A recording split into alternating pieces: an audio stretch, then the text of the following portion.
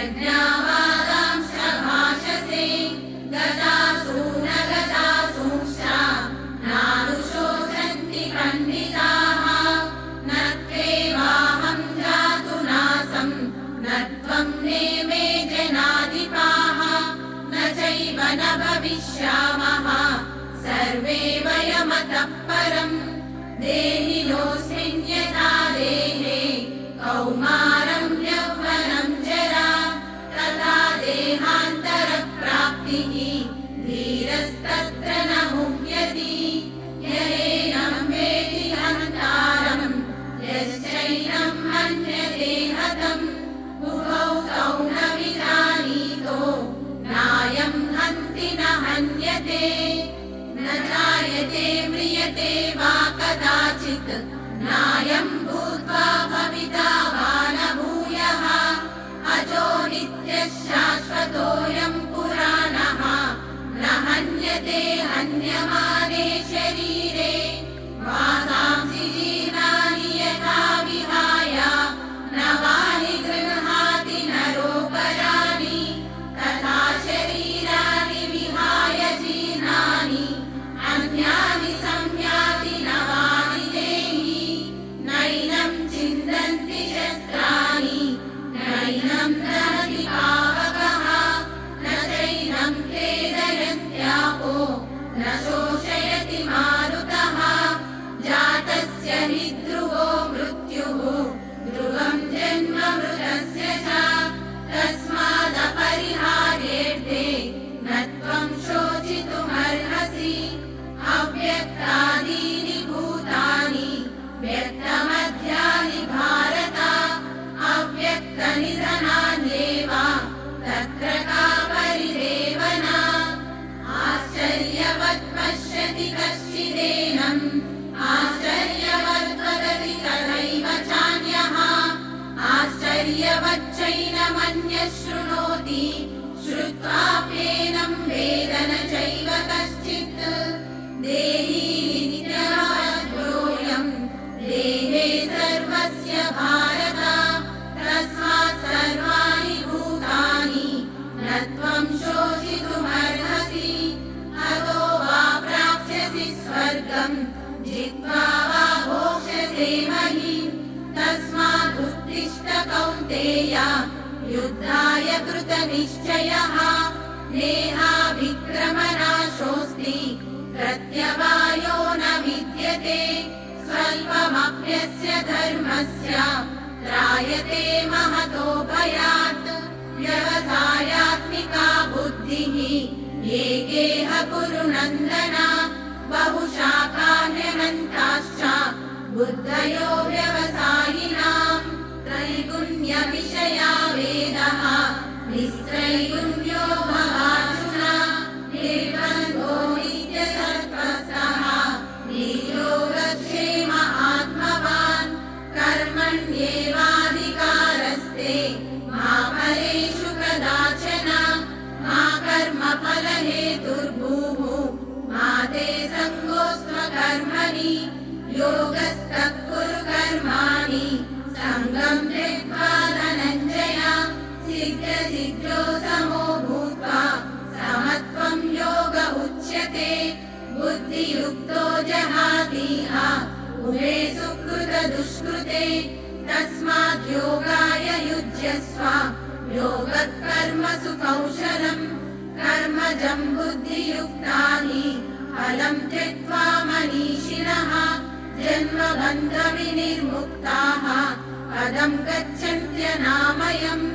प्रजहाति यदा कामान् सर्वान् पार्थमनोगतान् आत्मन्येवात्मना तुष्टः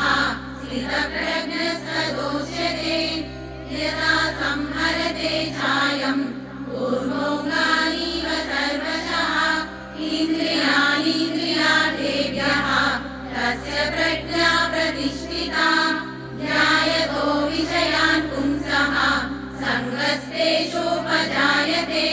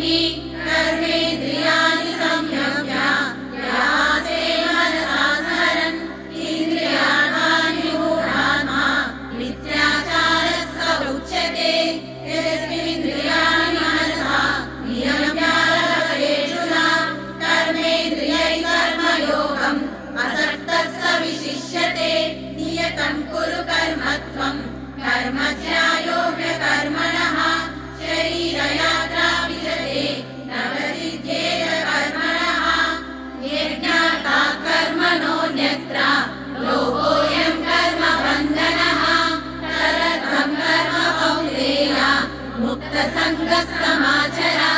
सह यज्ञा प्रजा सृष्ट्वा पुरोवाच प्रजापतिः अनेन प्रसविष्यध्वम् देशवोऽस्विष्टकामधुक् देवान् भावयतानेन ते देवा भावयन्तु वः परस्परं भावयन्तः श्रेयः परमवाप्स्यथ इष्टान् भोगान् हि वो देवा दास्यन्ते यज्ञभाविताः कैर्दत्तानप्रदायज्ञो यो भुङ्क्ते स्तेन एव सः यज्ञशिष्टाशिनः सन्तो मुच्यन्ते सर्वकिल्बिषैः भुञ्जते ते त्वगं पापा एव जन्यात्मकारणात् अन्नात् भवन्ति भूतानि पर्जन्यादन्नसम्भवः यज्ञात् भवति पर्जन्यो यज्ञकर्मसमुद्भवः कर्म ब्रह्मोद्भवं विद्धि ब्रह्माक्षरसमुद्भवम् तस्मात् सर्वगतं ब्रह्म नित्यं यज्ञे प्रतिष्ठितम् एवं प्रवर्तितं चक्रम् नानुवर्तयति हयः अगायुरिन्द्रियारामो मोघं पार्थ स जीवति यस्मात्मरतिरेव स्यात् आत्मतृप्तश्च मानवः आत्मन्येव च सन्तुष्टः तस्य कार्यं न विद्यते तस्मादसक्तः सततं कार्यं कर्म समाचर असक्तो व्याचरन् कर्म परमाप्नोति पूरुषः यद्यदाचरति श्रेष्ठः तत्तदेवेतरो जनः स यत्प्रमाणं कुरुते लोकस्तदनुवर्तते न मे पार्थास्ति कर्तव्यं त्रिषु लोकेषु किञ्चन नानवाप्तमवाप्तव्यं वर्त एव च कर्मणि यदि ह्याहं न वर्तेयं जातु कर्मण्यतन्द्रितः मम वर्त्मानुवर्तन्ते मनुष्या पार्थ सर्वशः उत्सीदेयुरिमे लोका न कुर्यां कर्म चेदहं शङ्करस्य च कर्ता स्याम् उपहन्यामि मां प्रजाः सक्ता कर्मण्यविद्वांसो यथा कुर्वन्ति भारत कुर्याद्विद्वांसता सक्तः चिकीर्षुर्लोकसङ्ग्रहम् प्रकृते क्रियमाणानि गुणैः कर्माणि सर्वशः अहङ्कारविमूढात्मा कर्ताहमिति मन्यते प्रकृतेर्गुणसम्मूढाः सज्जन्ते गुणकर्मसु तान् कृत्स्नविदो मन्दान् कृत्स्नभिन्न विचारयेत् श्रेयान् स्वतः